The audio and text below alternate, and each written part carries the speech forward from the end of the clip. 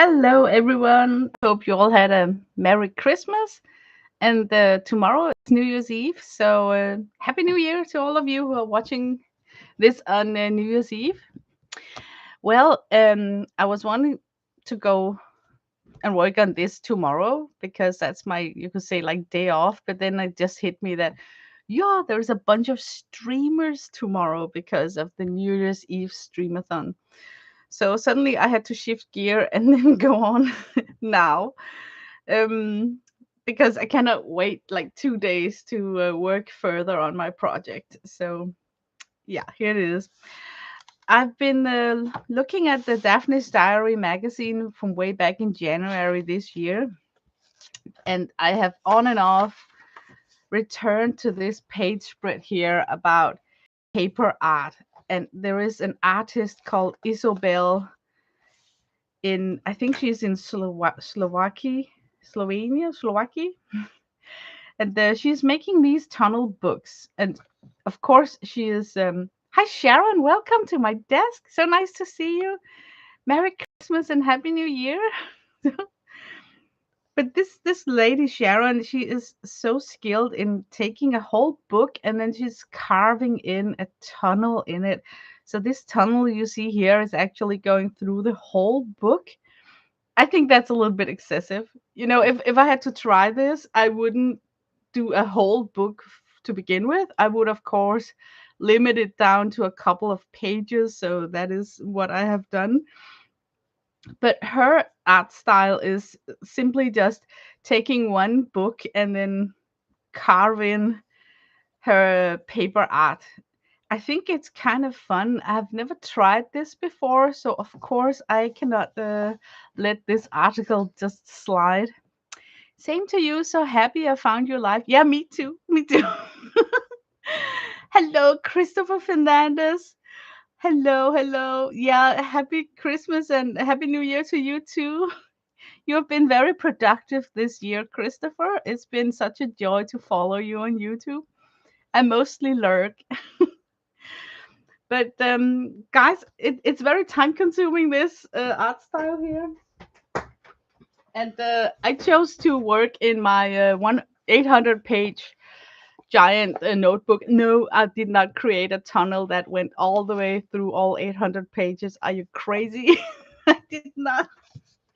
I just took a couple of page spreads and made like a tiny tunnel spread because I just want to try it out, to see what is this? Is it something for me? So I got this first flip right here, and this is like the first page.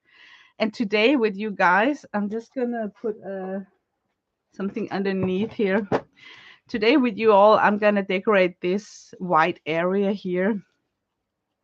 So basically, what I've been doing between Christmas and today is to work on these flipped pages to create this vision of a reflection. And then now we're coming to the end of the forest. So that is my tunnel spread. And it's been so fun because I can add on small animals. Here we got some owls in the trees, some mushrooms. And here we got 5 birds in the trees, flowers and mushrooms. And mostly mushrooms going forward.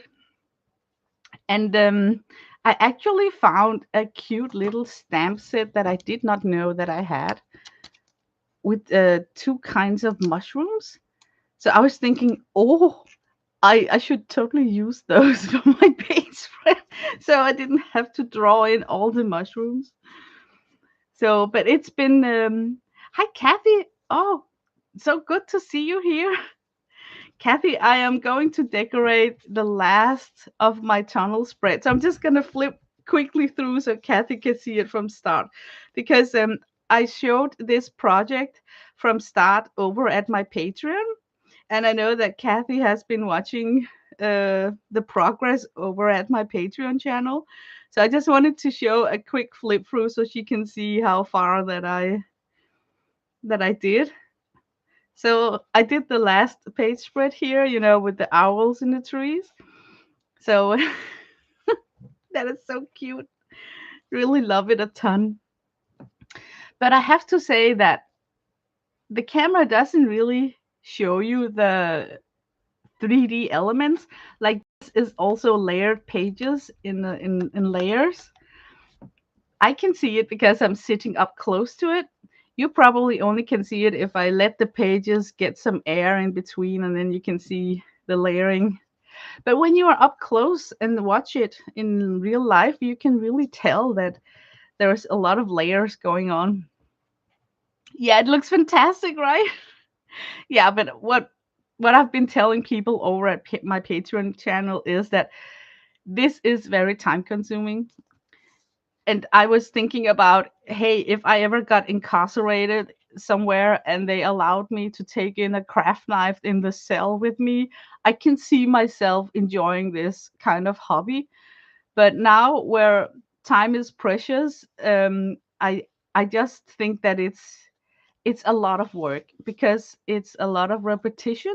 So if you're not cool with doing a lot of repetitive uh, page spreads, and there are like 17 page spreads that I had to color and work on in this project here. So imagine the lady who's doing the whole freaking book. I mean, imagine how many pages she's going through, right? That book right there, to me, it looks like a 400-page book. I mean, I would go crazy. And she sits with a craft knife. There is like no easy way around this.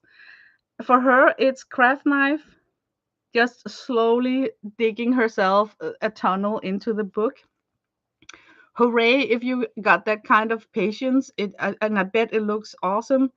But I just think that a couple of pages is enough, like a spread like this is enough to feed that um urge inside of you to try this style out. Because what I'm trying to say here is that if you're gonna do this at home, don't start out with like 100 pages because you will really get burned out.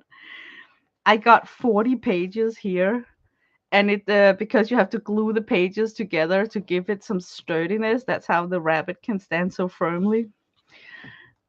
I had the 40 pages reduced down to 17 pages that I had to work on, and that was kind of, yeah, it takes time. So imagine if you start your first tunnel book out using 50 pages in a book. That would be really be excessive. Oh my god, hi Devon. Thank you for coming. Yeah, it's a cute rebel tunnel. Yeah. Now I have to decorate the last part here. And this is where I really would like to pull myself together, put on my big pants, girly pants, and then see if I can try and make some nice leaves. And I really like the overlapping, the twirls. I'm looking at this because this is the reference project, right? I'm looking at that bordered frame, and what caught my eye is that entanglement of branches, and some of them are twirling in a circle. And I like the style of leaves. Um, so of course I want to try it out. This, by the way, have been an experimental piece for me where I've experimented with different techniques. All of that I talk about over at my Patreon. But one of the things that I talked about over at my Patreon was that I choose a very cartoonish leaf style because I knew that I had to do it a lot of times. So these are like quick for me to draw. But what would not be quick for me to draw is a leaf style that's a bit similar like this. And this is a close up of her style. I've never drawn leaf shapes like these before. And I've never worked with Centangle where you have to, it's like, like Celtic nuts, where you have like going over and over line work. You look at it and you think, man, that looks super cool, but I don't think that I have the time to do that. And I kind of feel the same with this. Look at this branch. Now it's in front. Now it's in back. I mean, Ugh. So what I did on these page spread here was that I sketched with a ballpoint pen first, and then I added color to it. I think I will switch it up for this page spread here. Here, I think I will sketch with a green colored pencil and then do the line work afterwards, because then where the lines are intersecting, I can, with the ink pen, decide which line is going to be going over or under. So, can you follow the madness in that? I think it's actually gonna work. And then my plan is, because I found these cute little mushroom stamps, that I would like to have some swirls, and then the branch is gonna end in a little loop. And then in that loop, I can nest a stamped mushroom, because I just want to see how is it to work with these stamps in a style like this. Because guys, I don't know if you can see all the mushrooms that I did down here. It was like super tedious to decorate all these mushrooms, but I think that I needed to do that to carry on a red color throughout the flip, so that you get something that breaks up all the earth tones in this page spread. So it was deliberately that I needed, the red color. Hi, Riri. Oh, I got so many people here. I didn't expect anyone to be here, mostly because I know that tomorrow is a streamathon. So I was thinking that maybe people, they were thinking like, tomorrow I'll be watching YouTube for 48 hours. So today I'm gonna do chores and other things and not be on the tube. So I'm really happy to see all of you here. Hi, Riri and Kathy and Devon and Christopher and Sharon, and let's see. Yeah, I think that was it. So, okay, let me get started. I think I should take, I'm gonna use my Prismacolors. And I'm actually going to look at the reference picture to get some really cool inspiration. Like, okay, unfortunately, my border is not as wide as hers, but I can just see if I can wing her woven design here when it's like in twirls. And as you might know, I live in Denmark, and we have this huge Viking culture of craftsmen who have been carving these Celtic patterns, with things going over and under. So I should be some sort of an expert in what I'm doing here, but I'm not. But I have seen on museums so much beautiful wood carving done by the Vikings. And every time I see it, I get the same feeling as when I'm looking at Celtic nuts, that, oh my God, that's beautiful. And it should be illegal to have so much free time that you can create something like this, because you have to set the rest of your life on pause, and then just totally obligate yourself to this project that I'm thinking it's just I would go as far as to say that when it comes to really intricate syntangles and Celtic knots and this kind of style here, because it's handmade, it makes it an elevated thing to look at, because you can really tell all the labor time that went into it. You know what I mean? Like sometimes when we look at art on museums, it looks sometimes like quick art, like, hey, I could do that. Give me a gel plate and some stencils, and I could just wing that out in 2 minutes. But this sort of art style, you have to respect the amount of time and dedication that it went into it. So it becomes sort of a part of your when you are amazed about it, right? That's how I feel, at least. So with that in mind, I try to tell myself, just go slowly, don't rush it. Because if it get rushed and I kind of get sloppy with something, I would I would be a little bit sad, like why couldn't I just go slowly? Okay, I want more twirls than she's got. So I think I'm gonna just impromptu. Just gonna. Can I get a twirl? Maybe I can get a twirl here. I'm just gonna freestyle some line work here.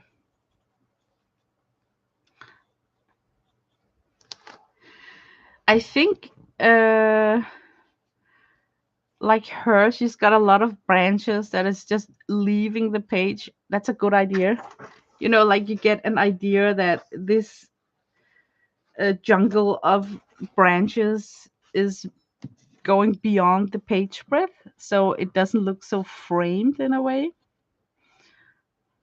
Oh, my light is freaking out. What if I do like this? Is it better? No.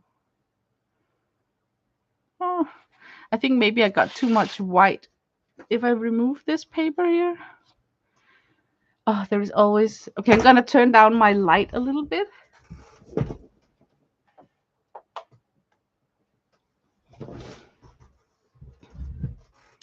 Maybe I just need some color. Uh, why is there always this issue when I'm streaming with the light flashing out? I'm gonna put down something really colorful. What about this box right here? That's not even colorful enough for the camera. Okay, hang on. I need something that's really colorful. What about, can it pick up this color here? No, it's still flashing it out. Okay, I'm gonna find something. Now I'm in panic. Can you feel it? Maybe I need something dark, like uh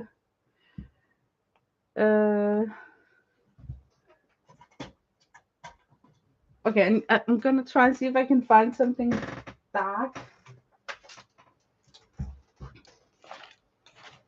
Haha, that worked. Can you see that? Now I fooled the camera. That is so cool. Okay, I'm gonna just leave that basket right there. Okay, these lines are going like totally off the page. I think I'm gonna work on this tiny border here and try and just imagine that I'm gonna fill it out just to see if I'm on the right path with this idea that I have, that I can manipulate my line works to be over and under each other, if you know what I mean. And here I think I want to introduce down here, I don't know if you can see, but my roots are meeting in the below section of the page, so they're like woven into each other. So I think I should work with that same idea, that we got like roots that are woven into each other. Okay, I got that part. Now I think I need to thicken up this green line here.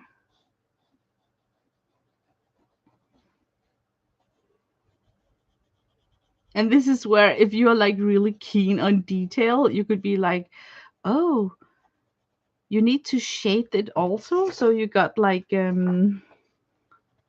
dimension on these lines, at least with like a highlight in the middle or something. But let's see how fancy I can get.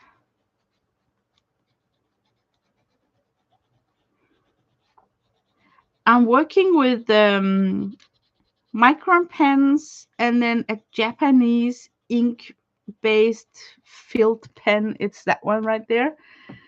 It's nameless. Okay, if you can read what's on the barrel. You probably can call out what's it's called, but it's in another language, so I can't read it up. But if you are googling Sakura ink on Amazon, these pens often pops up as a good idea to put in your basket. So that's actually how I kind of find them.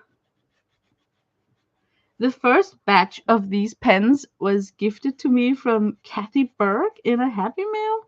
That's how I got to know them.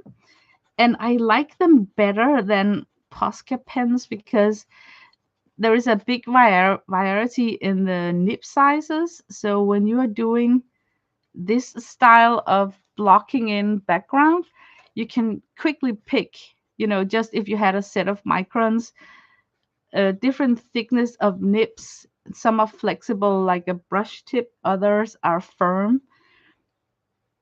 And because it's this felt tip, I feel that I'm not destroying my pen. I am a pen crusher. I'm a pen nib crusher. I'm not even proud of it. It's horrible. I cannot have like fine pens. So if I had to do a New Year's resolution when it comes to creative things in my life, it would be to learn how to work with fine liners and not destroy all the nibs.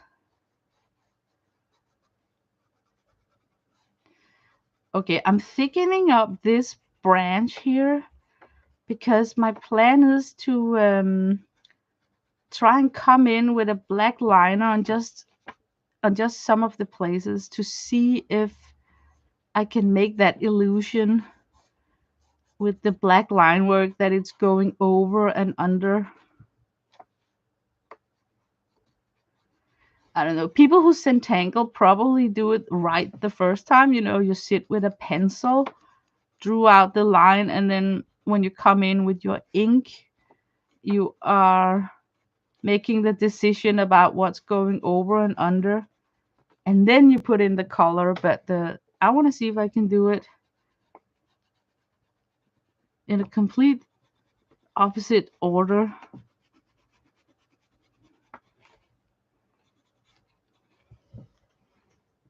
Okay. Let me see. You're inspired. Yeah, it's really cute to look at. I talked on Patreon with Sandra about it's a shame it's in a book. I know, but my whole motivation about doing it in this super big chunky notebook is, and I'm just briefly gonna show you. I'm not gonna flip through all the pages. Is that I work chronologically in my notebook here. So I will get a warp spine. So I thought that if I put a project like this in the back and then maybe here, then I would embrace that warped spine better. So yeah, so it's actually out of necessity that I kind of thought now is the time to introduce this paper project. Okay, I'm just gonna study her picture here. Oh, dang it. Of course she has like leaves that are gonna cover up some of the branches. So let's try and embrace that too. Um, okay, here we are where I think I need to switch my pencil. Maybe I should go into a different color. Um, Maybe I can actually avoid in total to have some of my leaf covering. Can you see how that leaf is blocking for the... Okay, I cannot do that. I need to do it. Oh my god, I thought that I could skip over. So I need to think right here. I'm glad I'm doing it with you guys. You can see my thought process in all this. Like here is a branch where I could imagine that a leaf would actually cover up this part here, right? So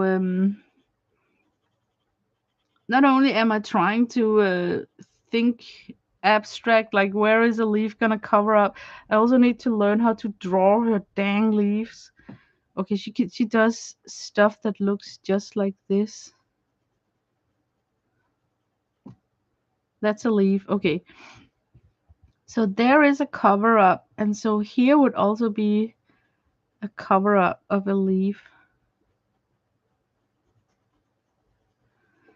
And I want to say to myself, hold that thought, you know. So let me grab a micron.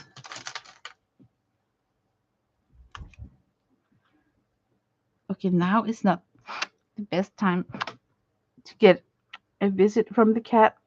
Okay, I'm gonna take my ink and then carve in that. Why it doesn't want to write? Maybe a ballpoint pen. Kitty, kitty. Oh my god. This town is not big enough for the both of us. Nej, du er sød. Du er simpelthen så lækker. She's like, I am so delicious. How can you not want to pet me constantly? Okay, guys, this is gonna work. Then it wasn't that so crazy to start out with a colored pencil after all.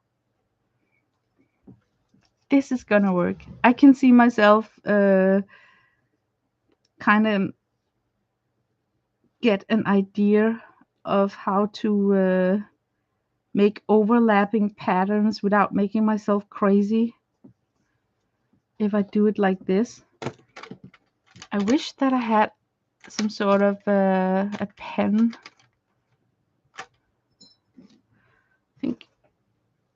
I think it would be wise to remove my cup of coffee now when we also got a cat on the table. Oh, let's see.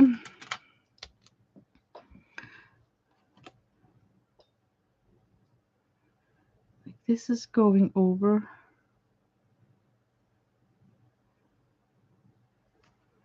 Yeah, this is better. This pen works better. In a second, I'm gonna show you guys what my thought process is.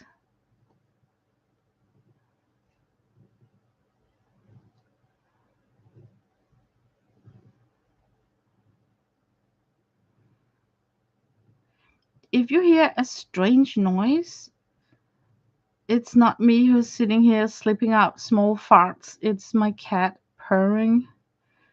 And I have no idea how the camera is picking up that noise. Oh, it's gonna work. Okay, how can I'm gonna lift it up to the camera. Look, guys, you have to start out with colored pencils. And then whenever you have a section that is crossing over, you can draw in the petals.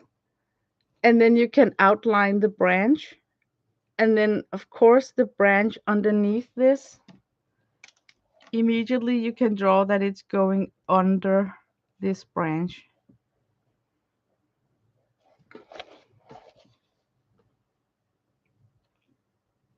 So that's how we can break the secret around the Celtic crazy madness where everything is just bundled into each other, going up and under.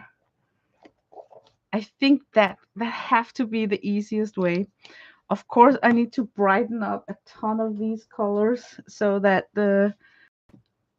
I actually can see what the heck is going on with these leaves here.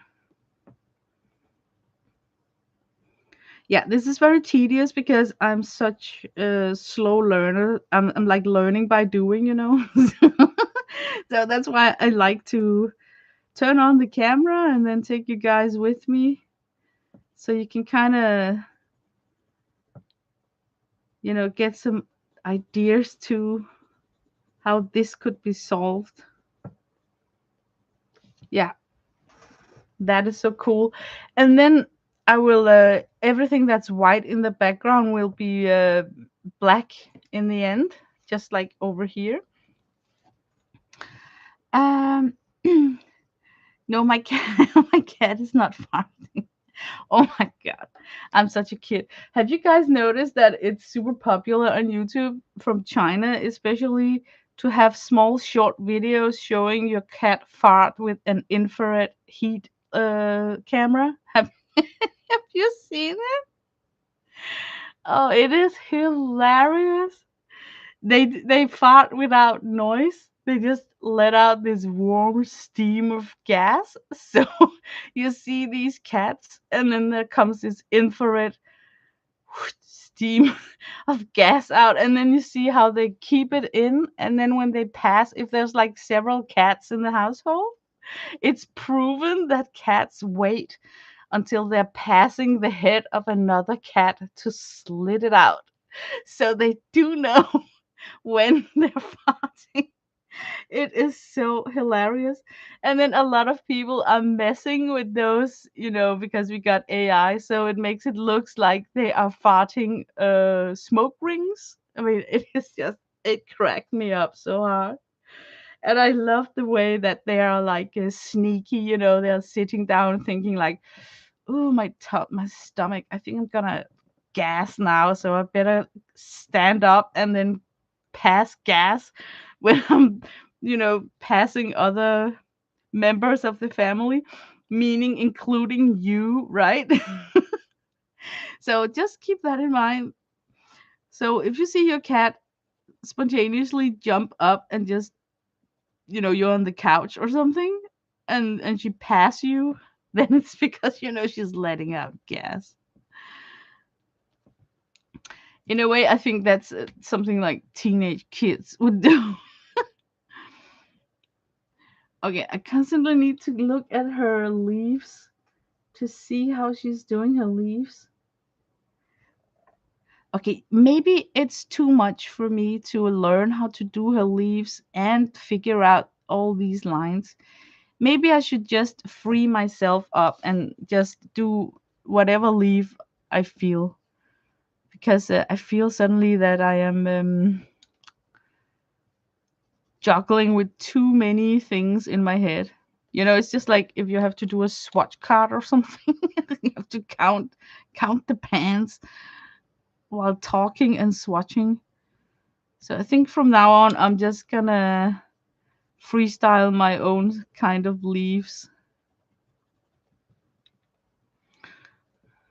Let's see.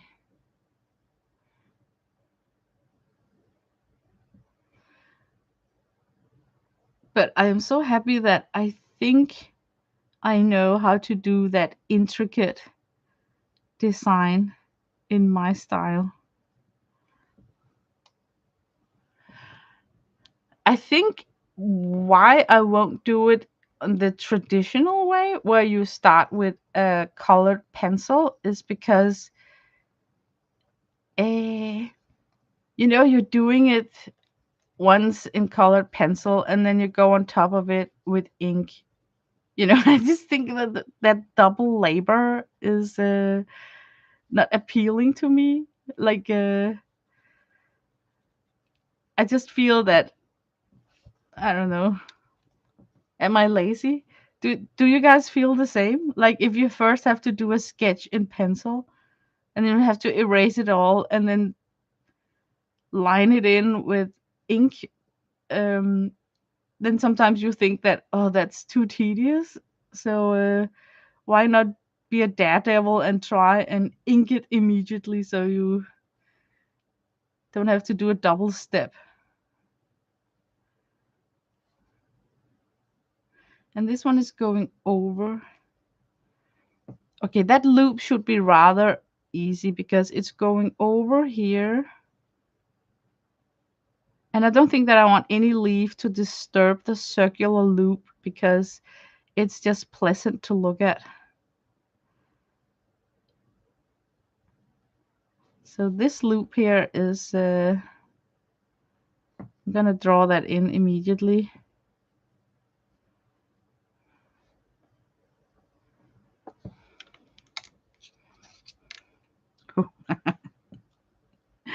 Oh, I cross my finger that nobody who's doing Celtic knots watching this little stream of mine, they're like, Lena, you're spending just as much time trying to figure out how to skip a process than just doing it right to begin with. I think it works. Looks okay. I think the friction pen would be good for that. Uh, yes and no. I have worked with friction pens for a long time, especially in private journals, and I have lost so many pages because suddenly the temperature changes in my room because I am moving my journals from a cooler area to a more like hot room or something, and then the text disappears, and it's just annoying. So when your friction pen is new, it's a little bit stable, you could say, but the older your friction ink becomes, the more receptive it is to temperature changes. So you can completely lose your journal pages written in friction pen over time. Of course, they don't tell you that when you buy the pen. And I know you could just put it in the freezer for half an hour and then it would reappear. But if I want to look something up in a journal and the text is gone, it's just annoying having to put it in the freezer to get it back. So imagine doing all this nice line work in friction pens and then it's disappearing because I take my journal out in the garden in the sun with me.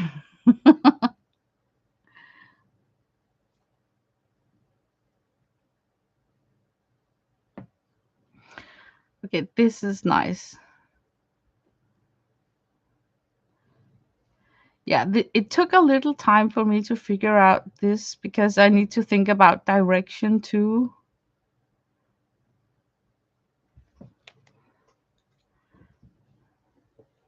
But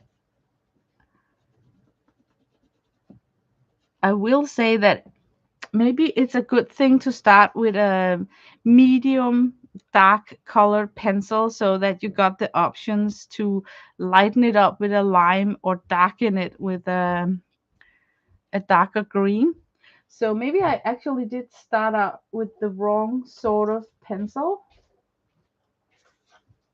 Maybe I should have sketched with this one. And then I could lighten it up with a lime and darken it with this what is it called? Prussian green. Okay, I need a pencil sharpener. Let's see how interesting. I only plan to use it in cases where I want the ink to disappear. Uh, oh yeah, in a sketch, and then you could. The best thing about friction pen is that it's got this plastic end, and that's actually an eraser. Like this is a friction highlighter, and this plastic is actually an eraser. Oh my god, my light. This is an eraser. So it would be possible to sit with a friction pen and then erase wherever the lines are crossing over. Um, okay, I'm thinking here. I needed a pencil sharpener. I'm just gonna go grab a pencil sharpener. Ja, du er sød. Oh, undskyld. I still got my cat on the table. Cat.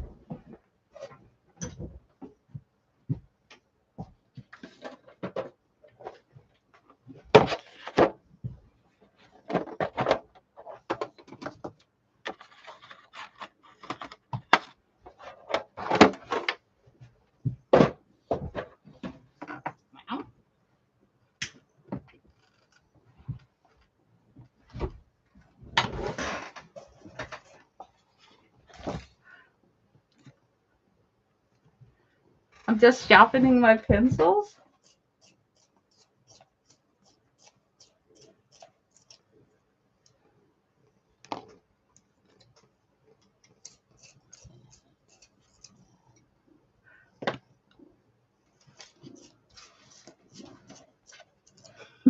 Misa. Okay, I'm gonna take this magazine away now. I think I'm gonna freestyle it from here. Switch to this pencil. Okay, guys, do you know what I have forgot? I forgot the stamped mushrooms. So maybe I need to think about one of the mushrooms, because I might need to leave some space where I don't put in leaves because there's going to be a mushroom. So I think I want to try and stamp one of the mushrooms.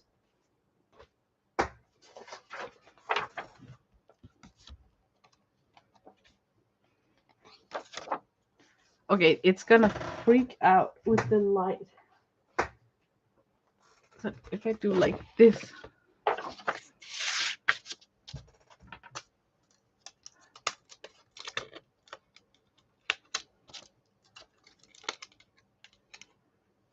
Oh, thank you, K-Art.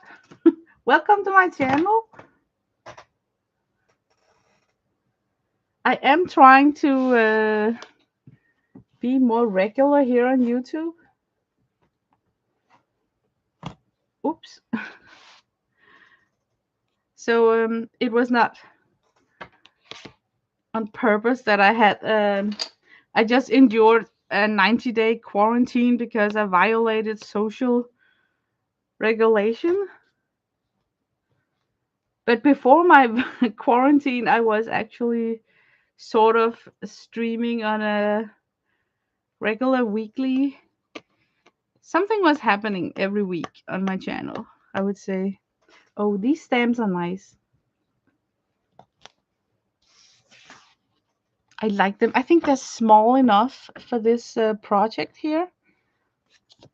I especially like that 2 mushroom stamped item. So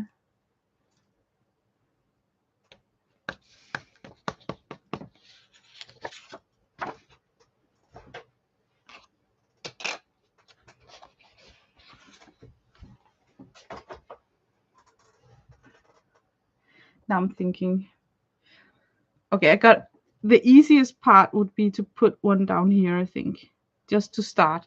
I think I need like a firm background.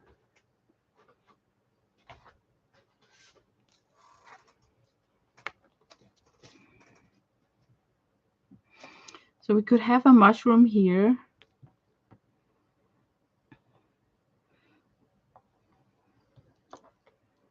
Oh, that's cute. I like him. But there's not much room for a mushroom. Let me try the other one.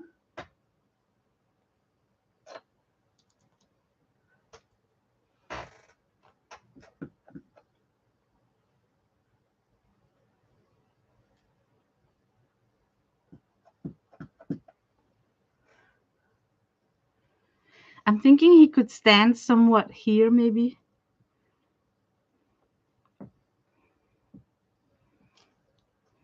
That could be one. Yeah, look. Before I totally got married into the paper with the line work, I should have thought about these mushrooms, placement of them.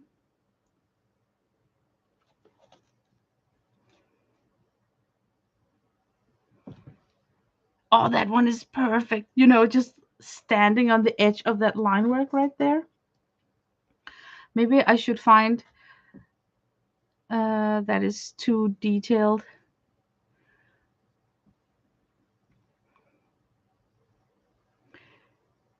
Maybe there could actually be a mushroom inside that ring up there.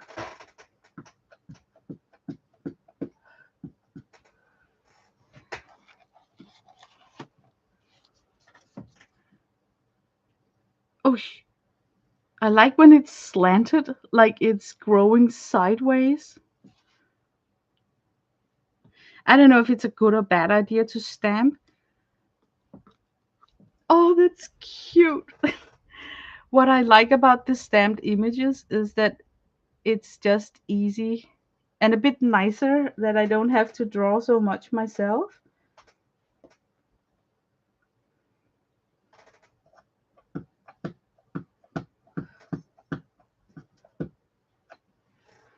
Okay, I'm gonna place this guy up here. Um, okay, I'm gonna make it. Oh, he is so big. Maybe that's a bad idea. Okay, I got another idea. How about stamping the mushrooms first? Like here could be this guy. And then you just have to remember that he is sort of living in an arch of this branch.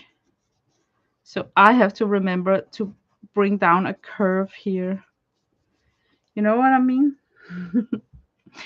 Maybe I could shorten off this so I don't stamp the whole image, but just part of the image.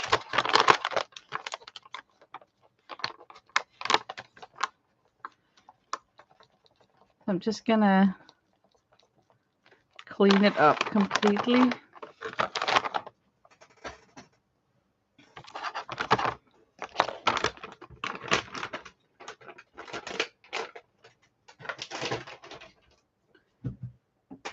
And then I'm gonna take a piece of tape.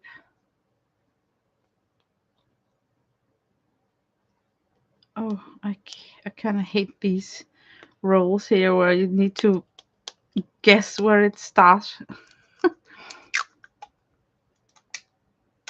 I think I'm gonna tape over maybe this area here. Tape that over, ink it up, remove the tape,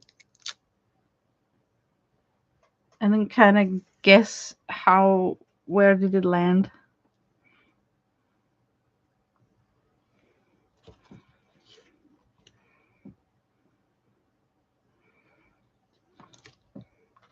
Oh, that's perfect.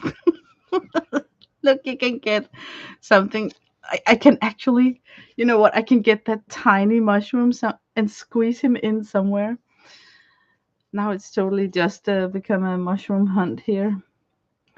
Okay, let me grab that piece of tape again. So I'm gonna tape up the big mushroom. I think I need two pieces. Let me see.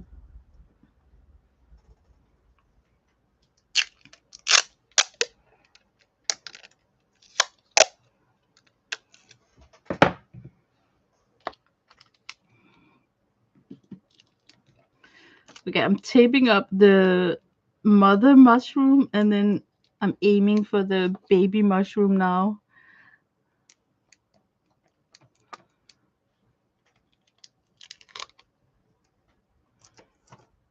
And where to put it? He's so tiny.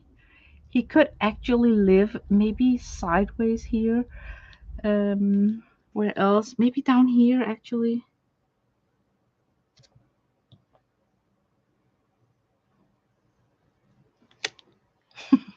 Yes, that's cute. That's cute. Oh, I hope that I can somehow get rid of that green. Let's see if I'm allowed to erase. It is colored pencils. I'm probably not allowed to erase it. Do I have an eraser here?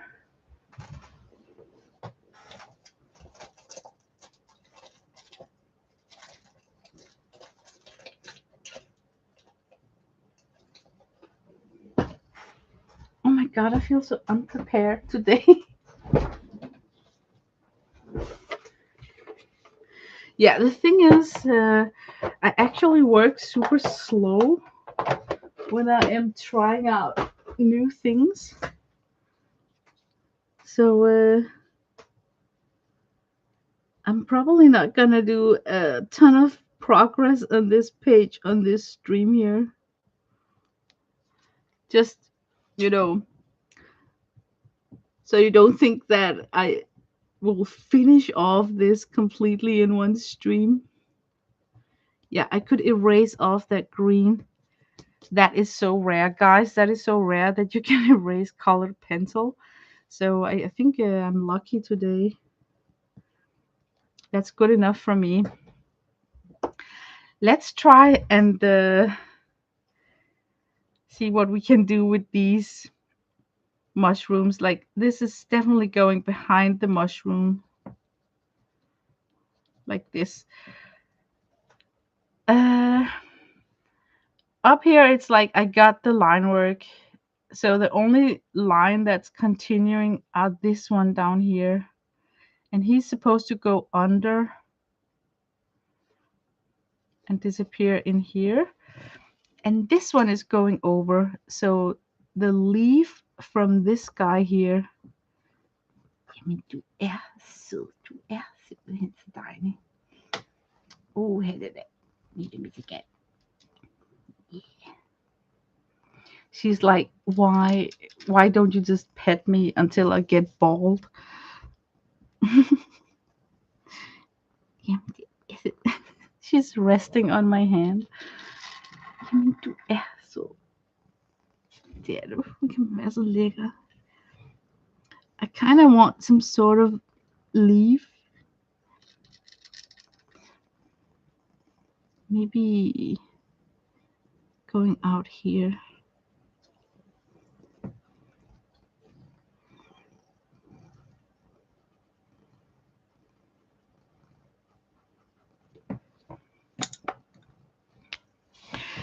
I don't know why it's so important for me that I have these overlapping elements.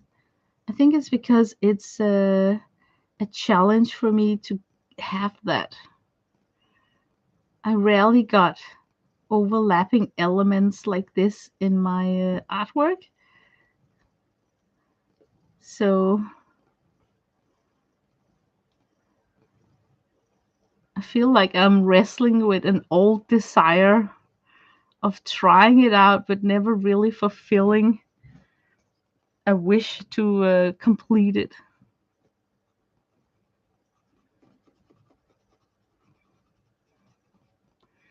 And that line here is going over. Okay, but it helps me when I am just taking it one branch at the time to figure out what's going over and what's going under.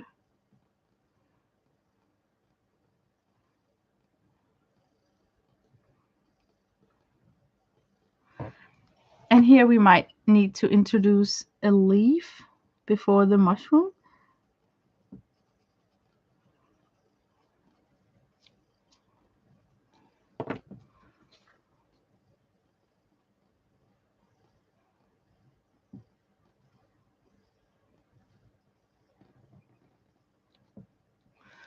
Yeah. Oh my God, I feel that I'm so slow. Okay, and that line work here is just continuing like this. Yeah, it's gonna look super nice. I think it could take another leaf over here.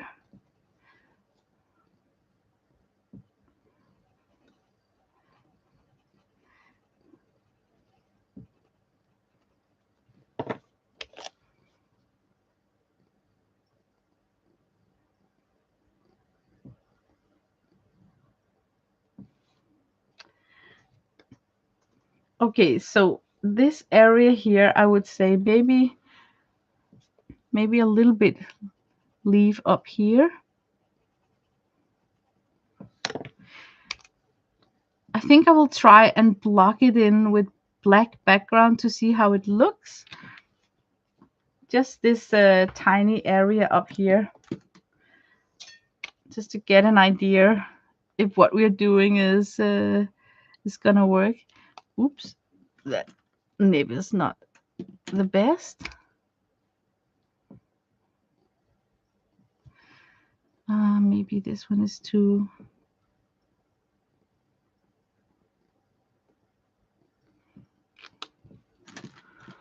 Let me just find my favorite pen. Oh, that one. A very soft nib. Which one didn't we try? Maybe this one here?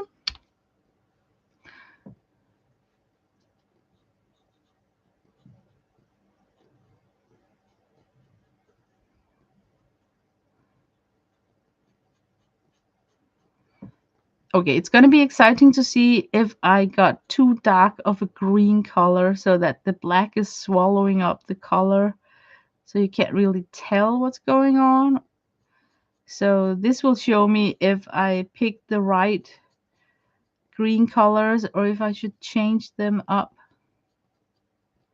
So it's always good to have like a tester project, and this for sure have been my tester project for this tunnel page madness here.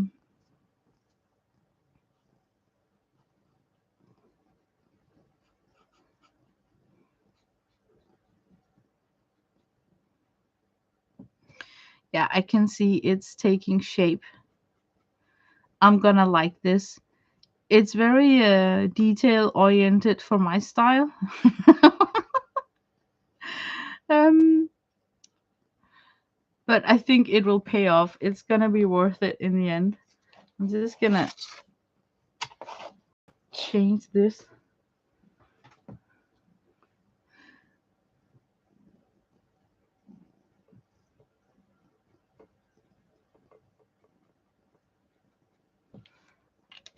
I think I need to get a paper underneath.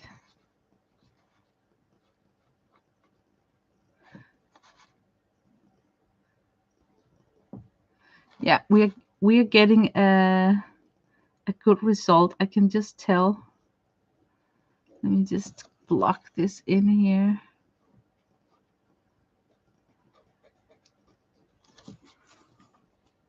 Man, it took a long time.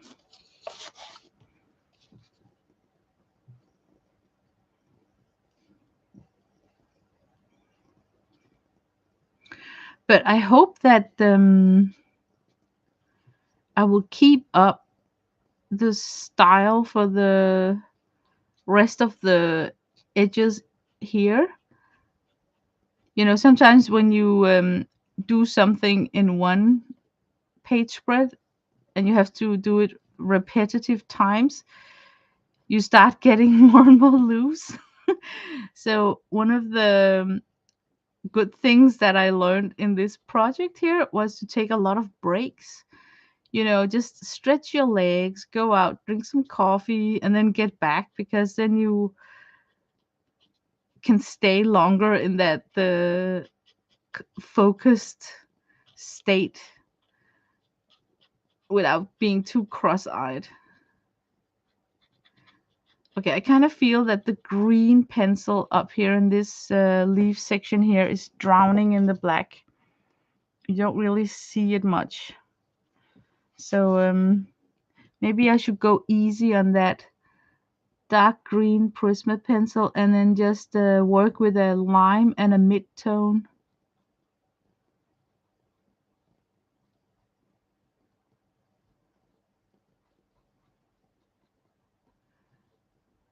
But wow, I'm so proud of myself. I didn't think that I would be able, without frustration, to do that over under thing with this, which is so stupid, to go live and turn on your camera on something where you're not sure if you're gonna curse it, and then just get frustrated, you know. But I kind of feel that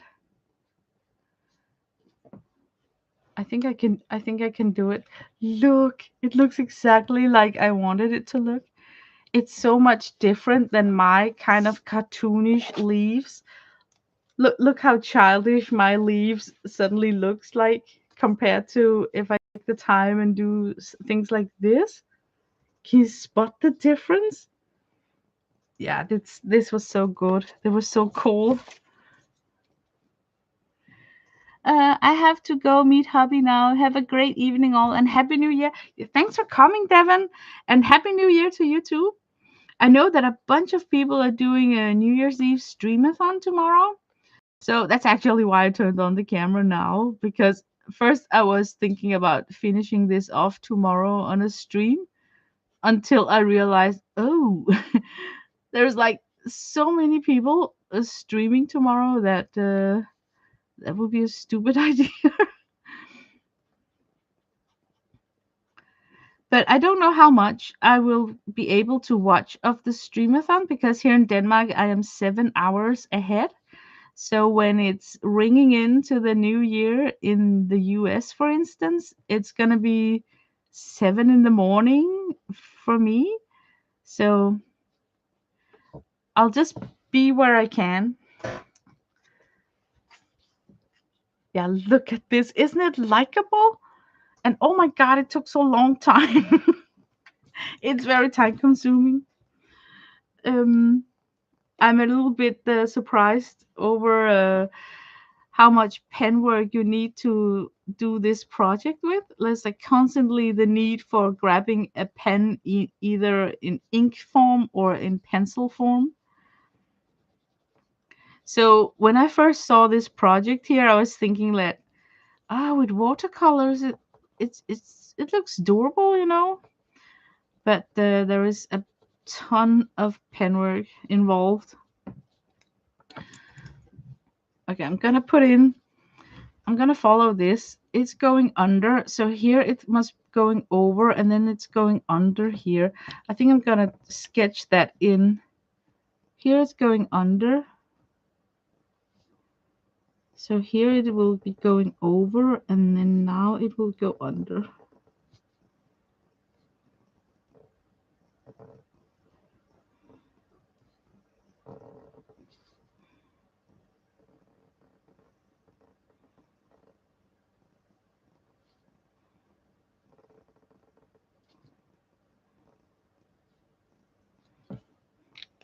Okay, and then I can use like the lime to highlight the branch that's going over, and then my darker Prisma to put shading on the one that's going under.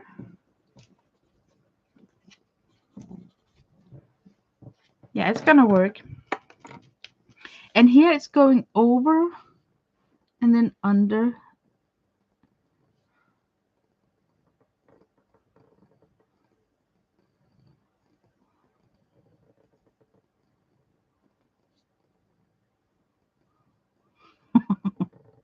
This is this is gonna eventually drive me mad if I have to do. Imagine if I decided for this style on all the 17 pages that I did, to get the tunnel effect. I would be driving myself mad. So I get the idea about when you're making these tunnel pages to have like a very detailed front spread, and then the rest of your spreads have like less time consuming details, so you just choose objects that you like to draw and can draw multiple of in some sort of a fast way, so you don't get burned out. Okay, but here we're going lime on the one that's over, and then we're going dark on the one that's under.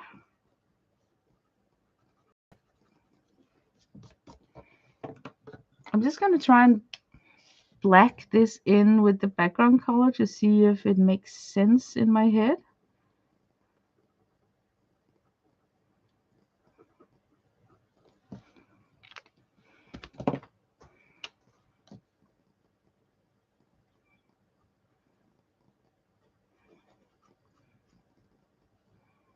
Yeah, it's gonna work. And we now need some leaves to come.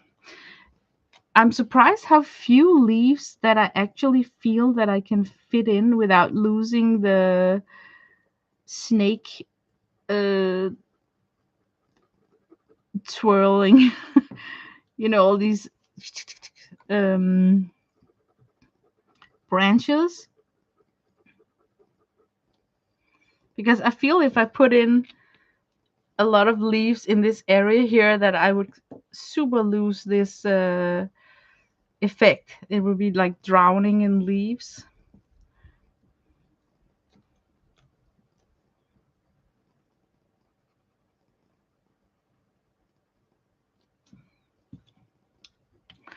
Hi, K-Berg. Welcome to my channel. Look what I'm using. I'm using the Japanese felt pens. Remember that it's years ago that you gifted me in Happy Mail a set, and then I used them up. And I was so lucky just to type in Sakura ink on Amazon, and then I found replacement for them. I love them a ton. It's such a soft tip pen, felt tip, and you can really abuse it a ton. You can go over acrylic and gesso coated surfaces that's kind of rough in texture, and it's just keep on working. It's such a good pen.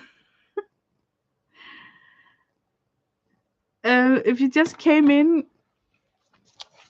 I'm working on a tunnel page where this is the front page, and then this is what I have left to decorate. And then I got this where you flip it, and then we're getting closer to the rabbit. And here is the rabbit, and then the face of the rabbit. And then you get this layered effect to the back of the forest where I got like small animals and birds and a lot of things going on in these pages, flowers and mushrooms and and it's very beautiful to look at in person because you can really feel that layered 3D effect all these page spreads are doing. But yeah, it's a project over from my Patreon. I've been working on this over at Patreon. Maybe I should color in some of the mushrooms.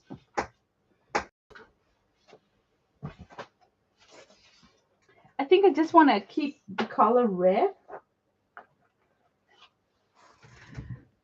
Oh, sorry, Miss Miss. Oh, the cat is leaving now. Ah, that was nice. Now I can get my coffee back on the table.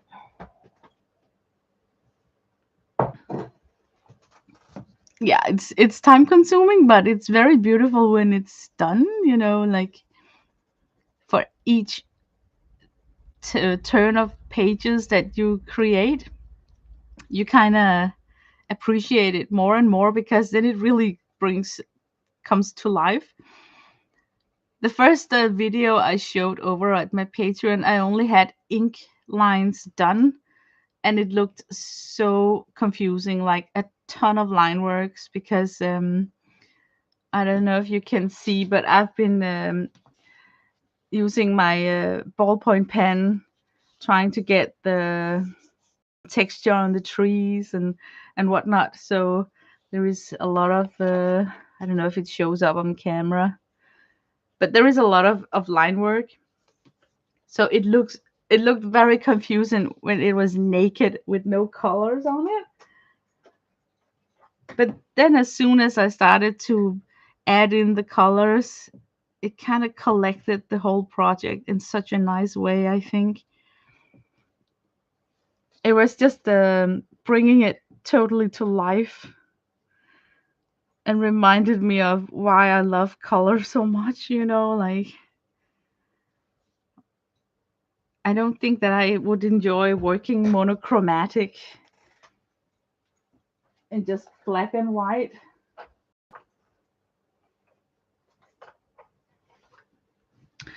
But I am surprised how much colored pencil that's involved with all this. I even think that you could totally skip the watercolor and then do everything in colored pencil, and you would have a much more controlled layout of your colors. But man, nobody should have that much spare time. But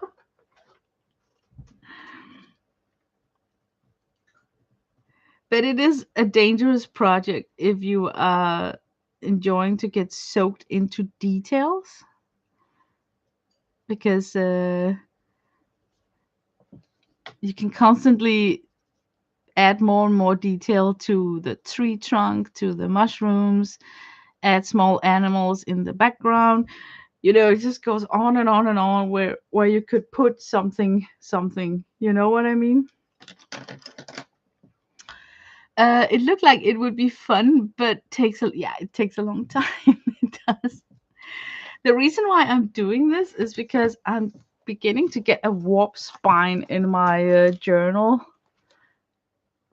And this is, I work chronologically in this one. It's I call it my collage journal because I'm thinking journal in the mind of having a diary. Is it called that? Like, there's another page spread I made over on my Patreon, where here I'm baking bread with two recipes that I'm putting two up against each other to see which one is best. But this is my Christmas presents, so I make journal spreads like this, and this is also over on my Patreon, where I show how I painted this. But basically, it's a journal where I write personal stuff in. Oh yeah, my son got COVID, so we had to change all our Christmas plans. And also, he's not gonna celebrate New Year's Eve with his friends this year because he still is sick, which is a bummer. I really have hoped that he would at least be somewhat um, fresher for New Year's Eve. But yeah, knock on wood, it's been 10 days today, and I still don't have any symptoms. So maybe me and my hubby are not gonna be infected with COVID in this round. We hope so. But yeah, I use my notebook as a journal. So I will, because I work chronologically, end up with a super alligator mouth and a warp spine. So to kind of embrace that upcoming alligator mouth, I thought that this tunnel page spread here would be nice to add in this journal here. And also because imagine if I had made this project in a separate book, when would I ever take that book down and look in it? Only if I had to show it to someone. So it would be some sort of a dust collector, and it would take like so much time.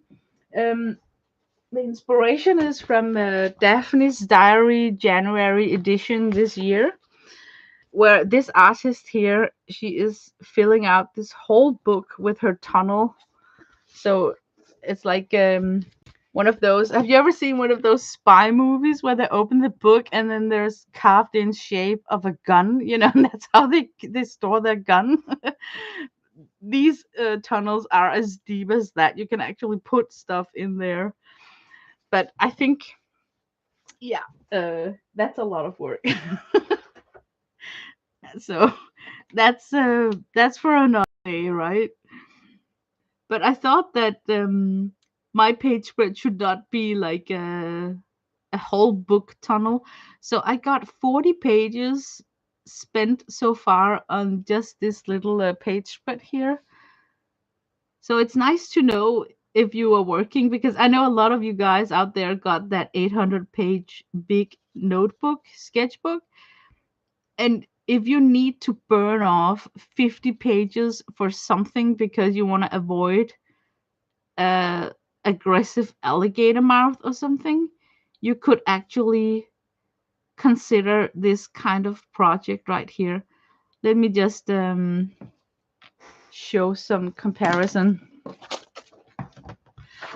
Like, this is 40 pages, and it's got this profile here. Let me just take random 40 pages from my private journal, and then we can see how many pages are they filling up. Where do we have here? 181, so 220, that would be like 40 pages. 211, 19, this one.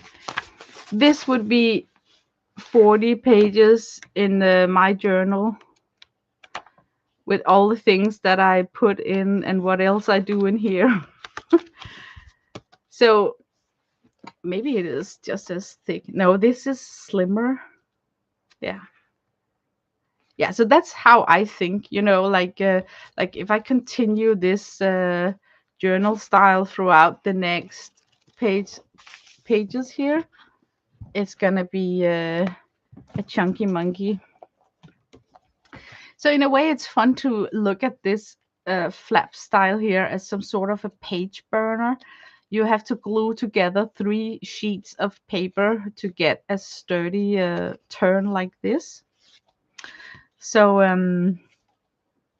yeah, I'm just glad that I have tried it out and know that it exists. That it's possible to, if you have a journal and you don't know what to end up the remaining 50 pages or something, then you could at least try this.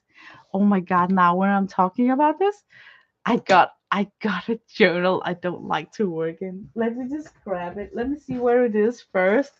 Oh, if I ever should do a complete tunnel book, where it's only being tunnel book. Let me see if I can find it.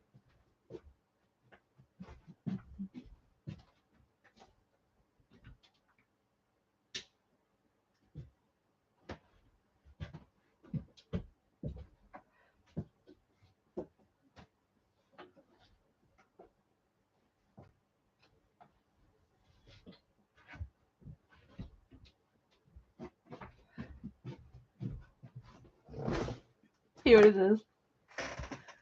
You know what? I don't like the paper in this one. I know. I thought it was so cute when I bought it. Let me just get something where the camera doesn't flash out. Okay, I dislike the paper in this. There's just something annoying about the sizing of this paper. Also, it's tinted in this nicotine stained yellow, almost like raw sienna kind of style, that go in and mixes with whatever you layer on top of it, if it's watercolor. It's just super annoying paper. And here it sucks in watercolor because it doesn't have a good sizing on it. So all your watercolors are no longer vibrant. They become dull and pushed back. So I only managed to work in 2021 on the first page. And as soon as I tried this paper, I knew this is not going to work for me because I'm a watercolor girl. And then I haven't touched it since. But it could actually be the perfect tunnel book, because look, it got sections. 1, 2, 3, 4. It got 5 sections. So you could have like 5 small tunnel projects in this book here. I think I will try to make one tunnel project in this paper. See how it is to carve in. And then suddenly this will have a purpose again.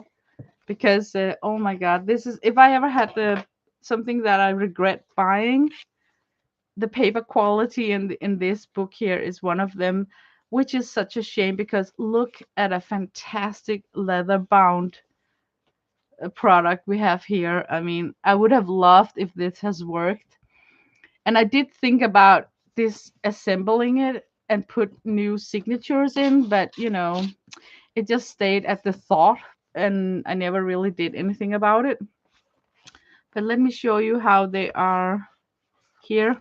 Can you see there are like holes punched? So if you just snap off one of these and replace it with strings, you have the hole punched. So it will be so easy to just take it apart and then replace the paper with something you really like to work on. So, yeah.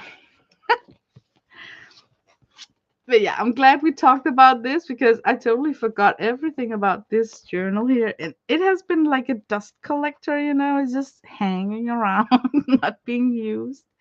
So it's also kind of sad. But most paper journals that I buy them online on Amazon. So I don't really get a chance to feel the paper in person before I decide to buy it. So it's just trial and error when you are buying journals online, I would say. Some are good and some are just not what you expect it to be paper wise. But I think I am working with water soluble mediums, so it just requires a certain style of paper if my drawings are going to be effortless to do. Like, life is too short to be working on paper that you don't like. There, I said it. So,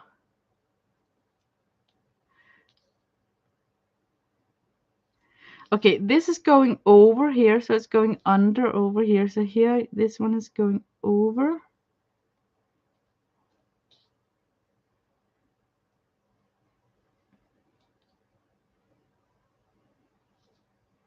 But yeah, this is super time consuming. It's a little bit like Centangling, wouldn't you say so? But the scary part is that this is more freestyling, where in Centangle you got a designated pattern, a basic pattern that you are working with, so you know exactly which lines that you need to produce next. Where here it's more like spontaneous. It's just a slow progress, you could say.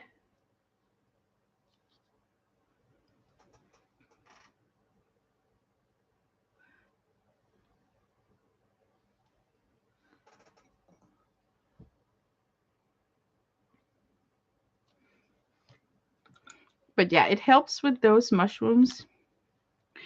I don't want to color in these mushrooms here at the moment because I'm not sure what color they're gonna have. Maybe they should have some sort of raw sienna color, or maybe they're gonna have red. I don't know. It depends on how many reds I'm gonna place elsewhere. Let's see. Okay, this is a mess of branches. Okay, let me see.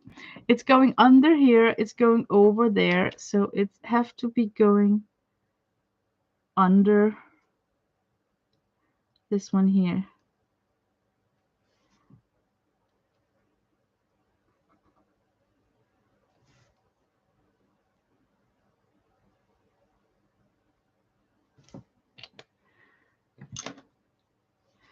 So this is going over, and then darker color when it's going under.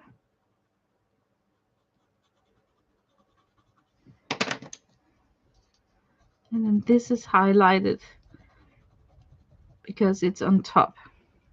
There was that one. And this one could be like going over. And then under that one.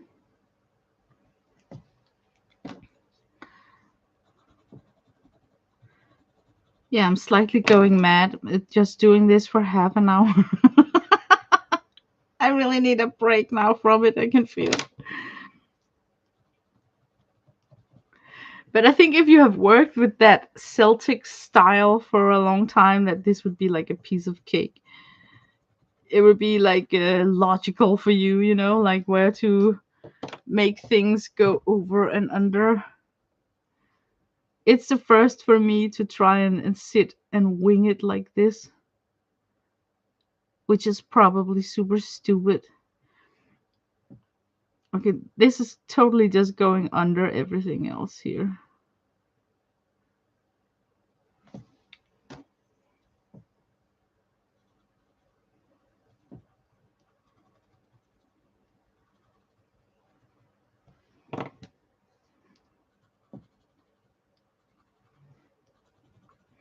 And then I need to dress it up with some leaves. I don't think that I need leaves next to this mushroom, so I'm just gonna pluck that one in immediately.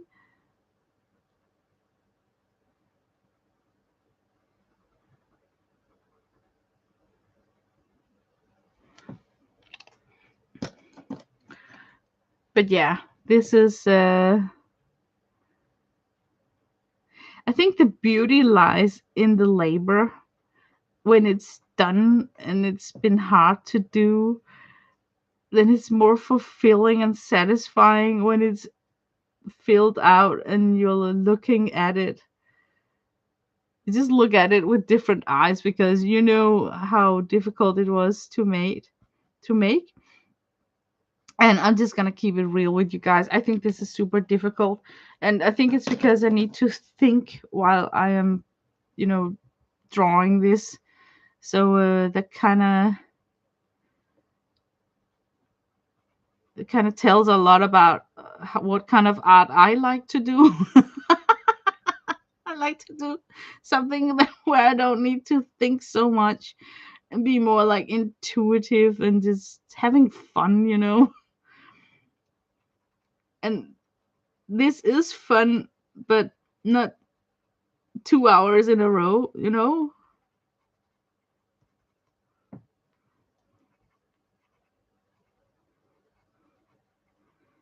But I really need to see how to make some other styles of leaves because I think my generic shape of leaves is getting a little bit old to look at. I've been doing that kind of leaf for a long time. So now when I'm trying this new style, I can feel that it's nicer to look at. That at least is a comfort.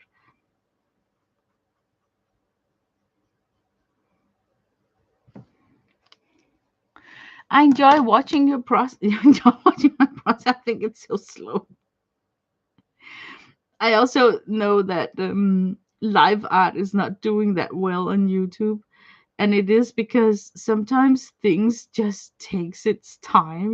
Just like making a cheese, it takes that time a cheese needs to mature.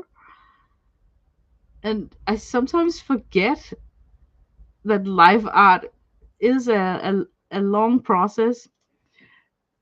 And I think it's because we're getting smashed with so many time lapsed videos when we're watching creative videos on YouTube. It's so popular to just speed up time, and then it looks like an easy project. Like, nah, it's just 10 minutes, and then this person has created something fabulous. But you kind of forget that it might be not only sped up 16 times, but there is also skipped process where they off camera prepared something or improved something, but it's not recorded. So it looks like it's more super durable time wise, but then turns out to be really detail oriented or something.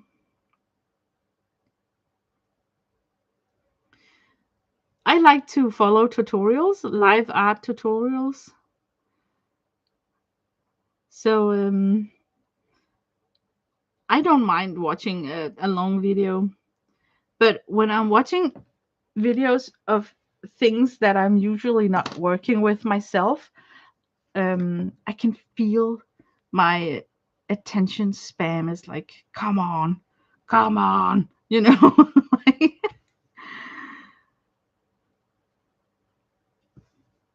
I especially get like that when I watch unboxing videos. I just want to see the item that's in the freaking box, right? I don't want to see people holding it on their hands for 5 minutes before they finally open the box and reveal the product. So I can sometimes really feel how impatient a YouTube viewer I have become. Like like I can't even give the content creator 5 minutes to explain why they bought the product, where they bought it, and what they paid. I just rip it open, show what's inside, and then let's move on. Isn't it crazy that it's just become like that for me when I'm watching certain things on YouTube? So I get it if people are watching some of the things that I am drawing and painting and they're like, just finish it off, you know. But things just, this especially takes a long time. Okay, but I think it kind of works with that black background and just work inch by inch.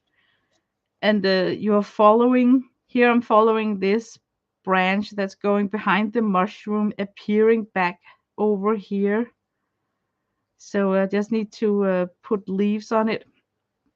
So if I take it like inch for inch, I think that's better than just have been sitting doing a lot of line works and then hoping to be able to connect it afterwards.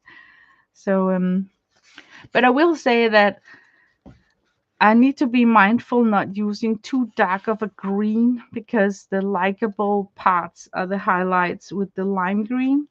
So laying down mid-tone is more important than I thought it would be, because it's like the black background kills all vibrancy. It kind of soaks in all the, yeah, the vibrancy. So it is different to work on a black background contra a white background.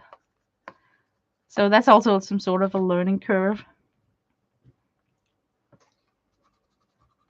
But yeah, man, this lime pencil here is just a lifesaver in the areas where I started out with too dark of a leaf color. And basically, I think having a lot of practice from doing coloring book pages would help a ton right here. So you kind of know how to blend out things with these Prisma pencils here. Come on, turn on the paints. Finish it off already. Yeah, but maybe I should end this stream, because I'm feeling that I'm losing my concentration with this where it's gonna go. So oh boy, like half an hour and I only did this. And I didn't even color and draw in the mushrooms. They came from a stamp set. It's this stamp set right here. It's a planner stamp set. And this is like ink spots. Like I'm not able to do those myself. But I wanted to come on here and show you guys this fabulous idea of carving into your book pages. I really like, when I'm sitting here flipping through the pages, I like it a ton.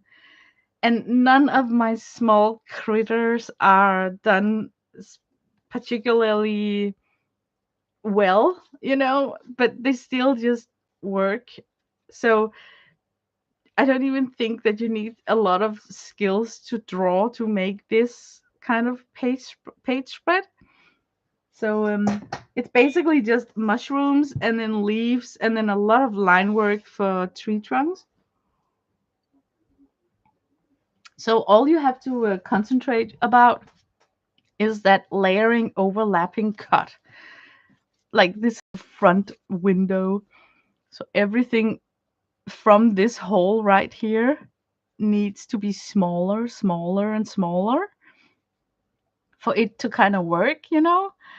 But that's not difficult, right? So yeah, yeah, it's going to be so awesome. But I want to thank you guys for coming on. I, of course, am going to and enjoy what I can of the New Year's Eve streamathon, and you guys are going to know what I'm going to work with while I'm watching those wonderful streams. I'm going to try and move across this white area here. and hopefully finish it off. And then I think I'll post it on Instagram, or maybe I will try and do more live streams and show the finished project on my next live stream. Yeah, happy new year to everyone. You know what? We didn't even buy fireworks this year because my son got the COVID, right? And we are in quarantine. So we're not going to stand out in the street um with our neighbors because what if we got infected and we don't know it? So it's going to be a very quiet New Year's Eve in this household, that's for sure. Hi, Sandra. Welcome to my stream. So nice that you're here. I'm actually, you know, kind of finished. Sandra and I chatted about that this was a shame for it to be hidden in the back of a book. And I was thinking about you could actually do a piece like this on loose sheets of paper and then frame it somehow. Like glue everything together. This is four pieces of paper glued together. It's still in layers, but I can see how it can be done. You can get, I think it's called a gallery wrapped frame, where the frame edges are sometimes up to 2.5 inches thick, and in those it's like a box. So in those frame boxes, I can see how you can on a loose sheet of paper do this style here, and make it look awesome. But yeah, I'm gonna let you guys go and wish you all a happy new year. And what I'm planning to do in 2025 art wise is that I want to try and look more at my stash and then try and dig out some of the things that I haven't touched for a long time. I got several art supplies that sort of taking the back seat, and I want to put some focus on them and digging them out, putting them in a basket, and then simply use 2025 to decide either to include them in my art routine or pass them on. So I got this decluttering thing brewing in my noodle, and I think that's how I'm gonna approach it. Oh my god, it's so hard for me to part with things. One of the things that I know I'm gonna revisit is my Fimo clay. Maybe I can snap this off over here. Yeah, I had a very brief affair playing with Fimo clay, and it resulted in a bunch of donuts that I mostly gifted out to my friends as a keychain. This it's not like an earring, it's like super chunky. And as we all are in nature, whenever we find a hobby that's fun, we're gonna buy up a bunch of supply to support that hobby. So for years, I have been sitting on unused small packages of colored in Fimo clay. And instead of just throwing it out, because I can't really find anyone who wants to play with it, and I cannot like ship it outside Denmark because the shipping is so expensive. I think I will try and spend 2025 and use that for a project. So that's actually on my list for 2025. And I was pondering about making my own mixing tray out of Fimo clay, because this clay right here is varnished with something that's glossy. So it get that ceramic sheen that's water repellent because the varnish is made out of a melted resin. So yeah, that's like in my mind, like I could make some sort of clay faux porcelain mixing tray for watercolor, because hey, I would use that I would kind of use. So Oh my God, you have that too, K-Berg? And you know what? It's not dead. It may be crumbly and hard, but if you beat it up, you can bring back life to the polymer clay. So it's not like it's wasted. It can actually be in hibernating for years in your stash. But I got female clay, and I got all that the I got a whole box of jewelry attachments. Like that's where I got all these clasps and whatnot. I need to dig things out, put it in a basket, sort it in some sort of projects, and then promise myself that now I'm gonna either work with it or I'm gonna say goodbye to it because I need to declutter to make space to more fun stuff. I feel the walls are coming in on me in my craft room. It's been 9 years now, haven't it? No, 8 years. Okay, 20. Yeah, it's been 9 years since I started drawing in a planner and then moving into art journaling. And in those 9 years, I have accumulated quite a collection of crazy things. Not all of them good, but I have not yet parted with any of them. And I'm talking about, okay, I'm talking about this, right? Like I love the Tombow markers, and then I find Tombow markers, and then I buy a set of that, but I don't like working with them because the nib is not nice. The nib is like fraying, and it's just crap, you know? Why can I not just part with that and then keep the best likable supply for myself? Look how the nib is still holding up on this Tombow marker after 4 years of abuse, where this one only holded and lasted like a few times and then it started to die on me. So I think I want to clean up those. There is stuff like that all over around me. You will check yours. They're probably hard and will crumble, but I bet you can beat it up. I don't know if you have a pasta machine. I never that I got a pasta machine. Back then, when I played with clay, I didn't have arthritis either, but I remember putting it in my bra and warming it up. So I was actually wearing my clay before I worked with it. Oh my God. But in my mind, I feel that I have at least enough clay for two of three small dishes that I can make into some sort of a mixing dish.